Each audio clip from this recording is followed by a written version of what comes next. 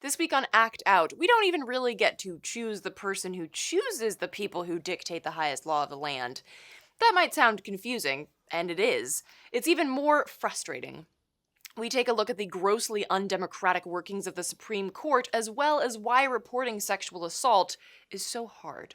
Next up, Code Pink's latest report on the death dealers and their deals. Finally, an introduction, little teaser to our sit-down with Kristian Williams, author of the powerfully important book, Our Enemies in Blue. From tweets to marching in the streets, this is Act Out. Rockets! Blockade! Bulldozers swarm outside the checkpoint gate. An orange flash broke the hush and blew me into the street. I awoke next to the body of my baby. No! Welcome to Act Out. I'm Eleanor Goldfield, and this is your tipping point. So, you've likely been bombarded with the recent talk of Supreme Court nominee Brett Kavanaugh and the allegations of sexual assault. Indeed, depending on when you're watching this, the Senate may already have held their Thursday hearing, where both Kavanaugh and Christine Blasey Ford testified. If you're catching this even later, the Senate may already have confirmed him, because they're great. You may have also heard about Deborah Ramirez, a Yale classmate who also reported a sexual assault at a fraternity party. And there may be more information from attorney Michael Avenatti, who informed the Senate that multiple witnesses are prepared to testify that Kavanaugh targeted women with alcohol and drugs for gang rapes. Indeed, this is an evolving and disgusting story, and we're a weekly show. For more breaking updates, check out our Twitter, or Indeed. For those of you listening, not watching, that read Google that shit, but really, I actually recommend DuckDuckGo. Internet searches aside, what I want to talk about today is not specifically a warped hearing where survivors are expected to do perp walks. No, what I want to look at is an underlying systemic fault line. I want to also dig beyond just this used douche Kavanaugh to the catapult that he's riding in on. The fact that even if he doesn't pass muster, the alternative will be yet another pre-screened Federalist Society-approved shitbag. In fact, the Federalist Society was founded in elite law schools to in part ensure the confirmation of hard right justices, particularly after far-right Judge Bork's confirmation was canned back in 1987. To give you an idea of what the Federalist Society champions, one of their first faculty mentors was Antonin Scalia. You know, the excruciatingly inane and bigoted Supreme Court justice that made a moral comparison between gay marriage and murder. He also thought affirmative action was ridiculous because African American students aren't smart enough for competitive colleges anyway. He aligned his viewpoints on immigration based on what states did with freed slaves in the 18th century. And, well, you get the point. Put simply, the Federalist Society has worked hard to make sure that this country remains as backwards, bigoted, sexist, and racist as we were 200-some years ago. And they're doing pretty well. But to be fair, the framework for their Supreme Court crusade is one hell of a strong and twisted pillar to lean on. I mean, think about it.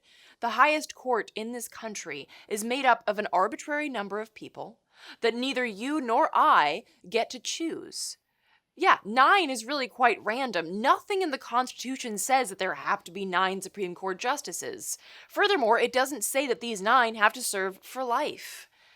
Now, some of you may already know how I feel about the Constitution. You may feel similarly. Aside from the fact that it's used, often very correctly, as an excuse for folks like the Federalist Society to promote their horrific agenda, it is simply an archaic, racist, sexist, and often dangerously vague document that doesn't hold up in today's world. We're living in a state dictated by what Thomas Paine called the political atom, the idea that what one person or group decides holds true for all of posterity, kind of like how in Christian mythology Adam's choices dictated the fate of humanity for all time. Paine considered both of these concepts dangerous to believe in. Our Constitution needs a massive overhaul since about, 150 plus years ago. That being said, as of today, it still stands. And even it doesn't say that we need to set up the Supreme Court in the way that we do. And seriously, it's not like we don't already know how to do it a different way. In 21 state Supreme Courts, justices are elected by the people. In 14 others, they are selected by a nonpartisan committee. In other words, when it comes to state Supreme Courts, yeah, you have your democratic process. When it comes to the highest law of the land, we're gonna have to choose these dried up prunes for you. In his article, Richard Kim further dissects this undemocratic process by pointing out that justices chosen by Bush and Trump would have been chosen by Democrats if it weren't for the Electoral College, yet another bullshit institution founded on white supremacy that essentially negates the whole concept of democratic voting. Now, we can have the conversation as to whether it would have made a shit bit of difference had a Democrat chosen the justices or not, but the point here is still that not only do we not get to choose the justices, we don't even really get to choose the person who gets to choose the justices. And furthermore, these ultimate arbiters of our Constitution were confirmed not by the House of Representatives, but by the Senate, a body that vastly magnifies the power of small states over those in which most Americans live. And when it comes to how the Senate deals with these nominees, a lot has changed for the worse since the days of Judge Bork. Basically, to go back, what happened in 1987 is that the Senate hit Robert Bork with some pointed and relevant questions, something you don't see in Senate hearings of any kind anymore. Bork's record and extreme viewpoints on things like civil rights, abortion, and executive power were taken into consideration, and ultimately, he was not confirmed. Fast forward to today, and senators are having to file FOIA requests to even get access to some of Kavanaugh's record. A new level of secrecy and non-transparency has taken hold. It's not enough to have a wildly authoritarian nomination and confirmation process. We also need to make sure that folks don't know about the person that they're asked to confirm. Roughly 2% of Kavanaugh's White House record has been made public. 2! Meanwhile, Kavanaugh has stated that his job as White House staff secretary for George W. Bush was, quote, the most interesting and informative of his career in terms of preparing for his work on the bench. And yet, no one's allowed insight into this most interesting and informative time. And that's a big fucking deal. It's kind of like hiring a pilot and not being allowed to see if they've actually ever successfully landed a plane. The precedent set is that it's none of our business whether this guy has a knack for crashing and burning. It's none of our business that these documents could contain important information about his role in some of the Bush administration's most controversial actions, including its warrantless wiretapping program and its torture policy. But wait, it gets worse. Chuck Grassley, chair of the Judiciary Committee, requested roughly 900,000 of some 7 million documents related to Kavanaugh. None, however, related to his time in the White House. Thanks to this unprecedented paper trail, the National Archives has said that it would need until late October to go through it all. Senate Republicans are anxious, though. I mean, they wasted all of their patience on stonewalling Obama's nominee, Merrick Garland, so now time is really of the essence. So, they've enlisted the help of one William Burke to go through these documents and feed the important ones he deems important, to the Senate committee.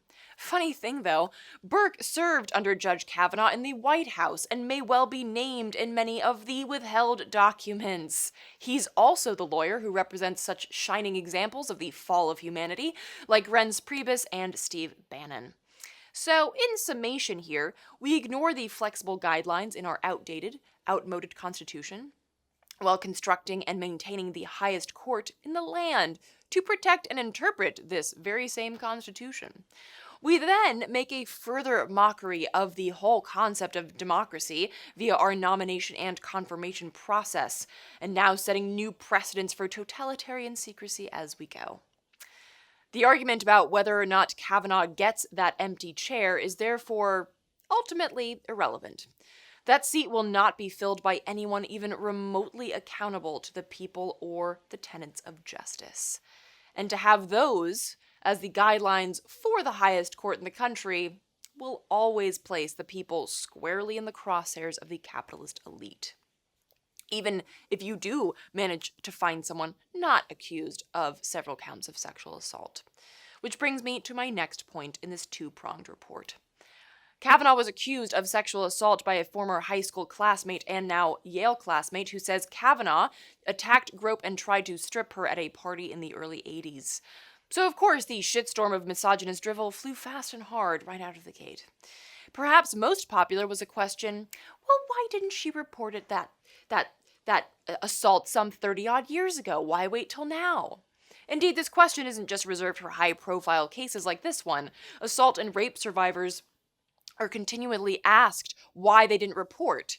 And for as many cases of assault and rape, there are just as many reasons why they didn't report. In the past week, people have been taking to Twitter with the hashtag #WhyIDidn'tReport in order to share their reasons, which include shame, fear of retribution, fear of not being believed by authority figures, fear of public and private bullying, and not thinking the assault was bad enough to warrant reporting. For instance, actress Ashley Judd shared this tweet on September 21st. The first time it happened, I was 7. I told the first adults I came upon. They said, oh, he's a nice old man. That's not what he meant. So when I was raped at 15, I only told my diary. When an adult read it, she accused me of having sex with an adult man. One woman wrote, because even my dad said, what did you do? Another woman wrote, I did. It didn't matter. I was dismissed, disparaged, and I still get blamed. Yet another woman wrote, because I was scared I would lose all of my friends, because I was scared I would die, because I didn't know how, because I didn't really know I could, because no one ever taught me what sexual assault was, so when it happened to me, I didn't even know. And because I knew nothing would happen. The takeaway here is, it is never a woman's fault for not reporting. It is the fault of the authorities who don't do their jobs and don't respect women. It is the fault of our justice system, the same one people like Kavanaugh are asked to spearhead, that drag survivors through physical and emotional hell only to allow rapists to walk free. It is the fault of our education system, teaching women that their bodies are literally up for grabs and that boys will be boys. It is the fault of our communities who don't believe survivors and protect rapists. It is the fault of the entire damn system, but it is never the fault of survivors. And we, as community members, family members, friends, colleagues, lovers, we have to do a better job of not only supporting survivors, but of addressing assault and rape, why it happens, how we can handle it, regardless of whether or not authorities are there to help us.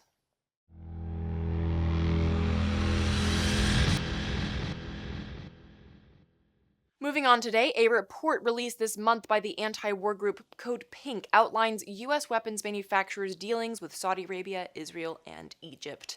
The report focuses on these due to their particular oppressive human rights violations.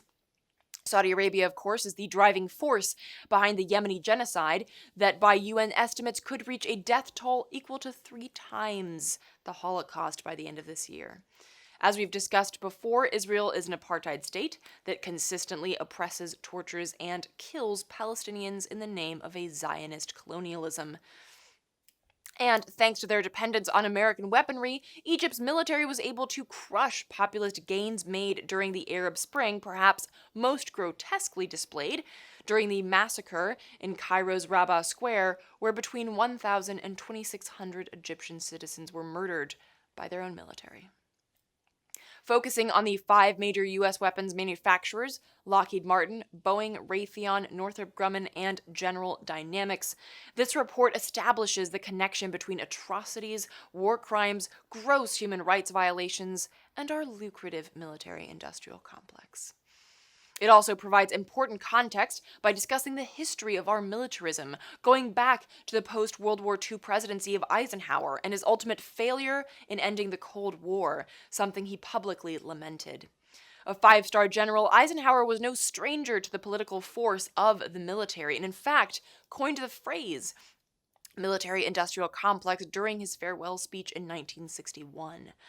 Already then, he said, this conjunction of an immense military establishment and a large arms industry is new in the American experience.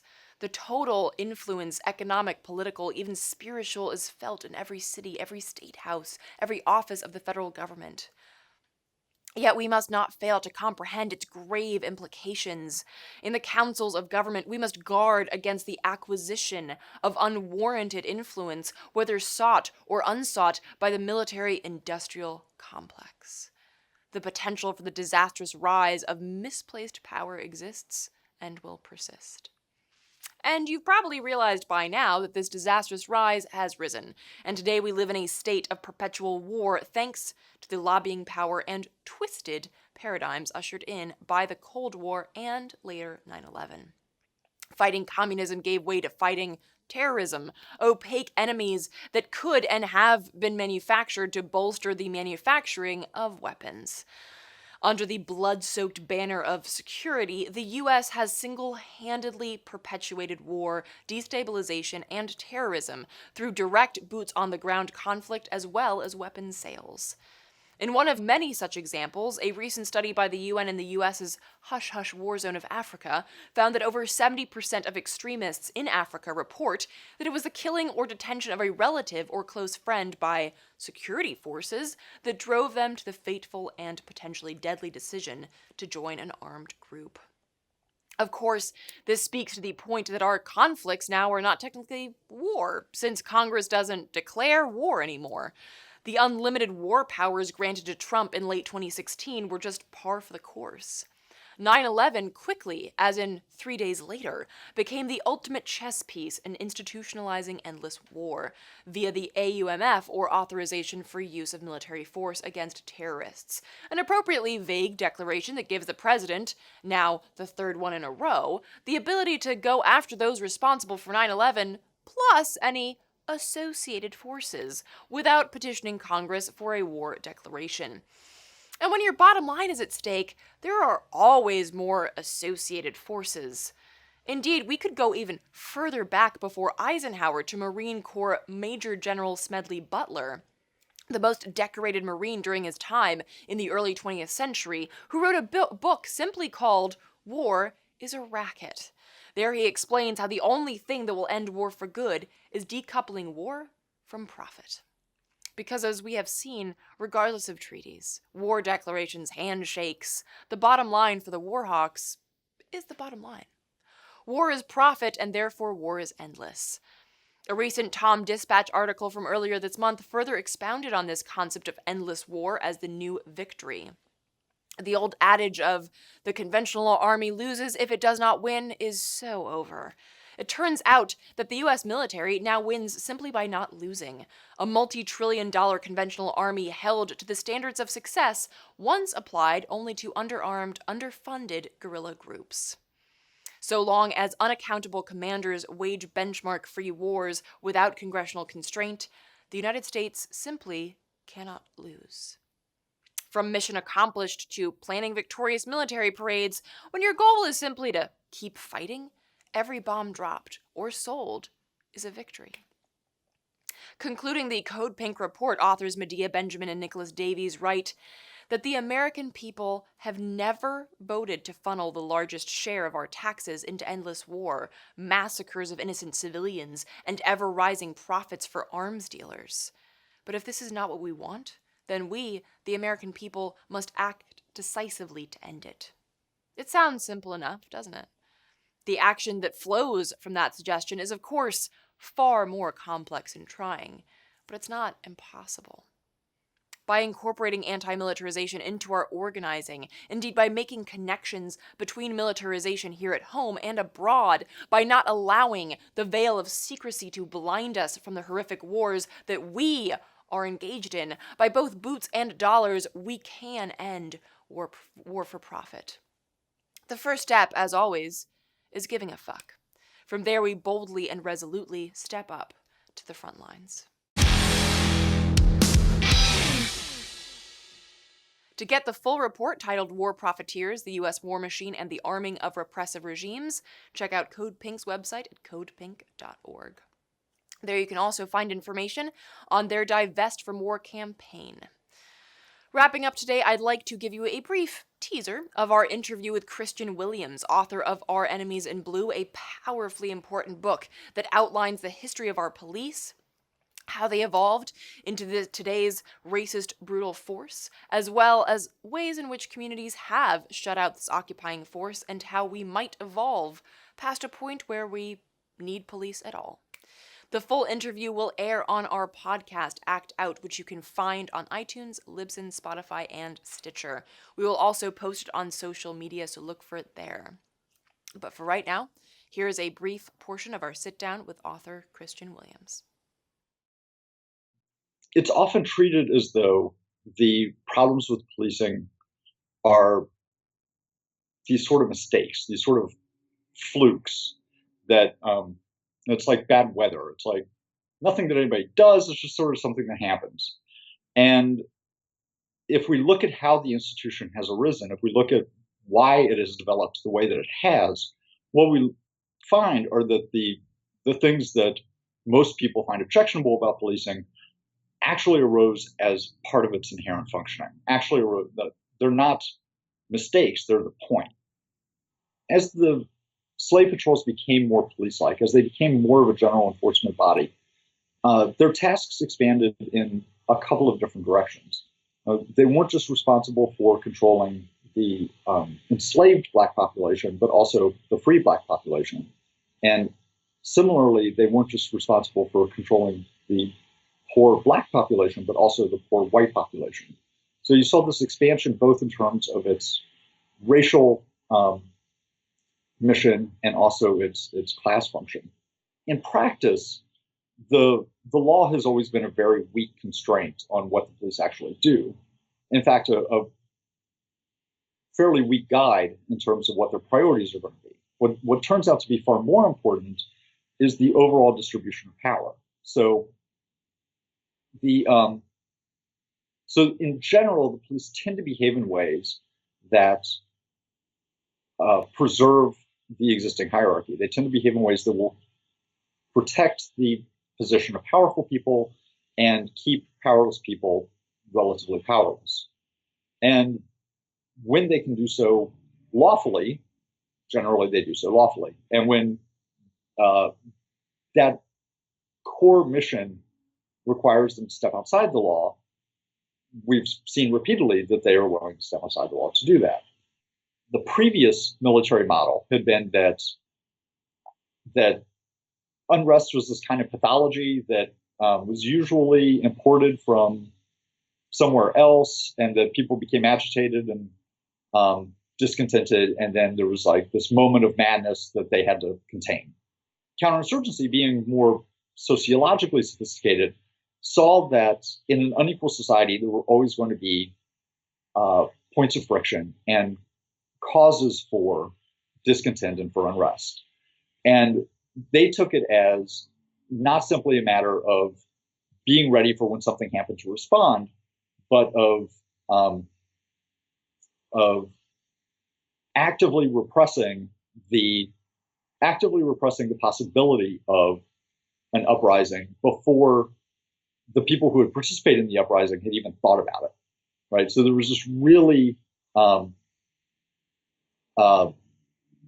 not just preventative, but preemptive effort at shaping the society such that the kind of rebellion that would destabilize the government would become impossible.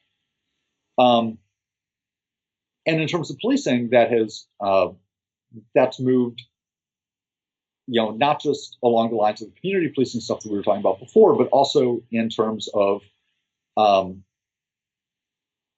sometimes sophisticated and sometimes just like vulgarly racist efforts to identify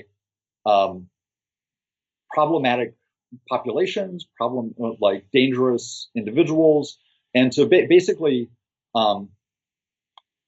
identify suspects before crimes have even occurred. And the practical effect of this has been to criminalize populations. And in the first edition, the best estimate of the number of people killed by police in the United States per year was at about 360, and that came from the Justice Department. Since then, the Guardian and the Washington Post did a really thorough program of documenting every police killing that was reported in the United States. And it turns out that, in fact, the number of people killed is more like 1,100 a year, which is an enormous margin of error. It's an order of magnitude different. And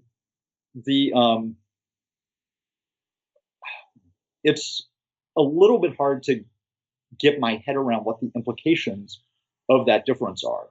Because if there's because police violence is underreported, it's how it gets measured is extremely controversial, even among scholars. It's a messy business, and we don't know a lot about it. But the one thing that we thought that any functional state does a pretty good job of keeping track of are dead bodies, and the fact that it was it was not counting them about 3 times as often as it was counting them, makes the implications of everything else that we know just quantitatively about police violence, like it's all sort of just a good guess. So again, the full interview will air on our podcast, Act Out, which you can find on iTunes, Libsyn, Spotify, and Stitcher. We will also post it on social media, so look for it there. Please check out the last slides to see the links to those sites. You do not want to miss this paradigm-shifting conversation. And that will do it for this week's Dose of Dissent. Thank you so much for watching. Please spread and share this with all of your friends, foes, and people that you don't know. Again, and as always, check out that last slide and the show description to find sites mentioned in this week's show. And for interim updates as well as posted videos, images, and articles, visit us on social media. To those who have donated, thank you so much. Please keep spreading the word in order to ensure our ability to keep acting out. From the Devil's Den, good night and act out. And real quick, to keep independent, non-corporatized media like this show going, visit patreon.com/actout. I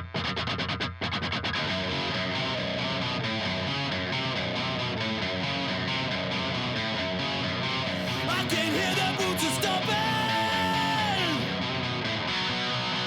Come on, boys, let's get some rocks to throw. I can't stand to hear my father cry anymore. Time we left one of you motherfuckers dead in the road. We've been backing up inch by inch. We got nowhere else.